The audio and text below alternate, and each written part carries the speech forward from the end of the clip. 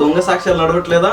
ఒక ఆయన అంట యేసు నామంలో వచ్చును కాక అంటే ఏటీఎంలలో పైసలు వచ్చాయంట, యేసు నామంలో వచ్చును కాక అంటే బిల్డింగ్లు వచ్చేసాయంట. నేను అడుగుతాను, ఈ దరిద్రాల సాక్ష్యాలు తీసుకొచ్చి ఇదా సాక్ష్యం? నేను అడుగుతున్నాను, ఇదా సాక్ష్యము?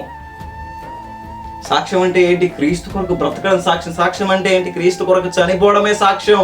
హతసాక్ష్యతత్వం. సాక్ష్యం అంటే ఏంటి? దేవుని కొరకు ఒకరికి మాదిరికరంగా నువ్వు ఉండడం సాక్ష్యం. ఆశీర్వాదాలకు అడుగుతున్నాను, దాని ద్వారా ఆశీర్వాదాలే మాత్రమే సాక్ష్యాలు అయితే మరి హతసాక్షులు ఏంటి?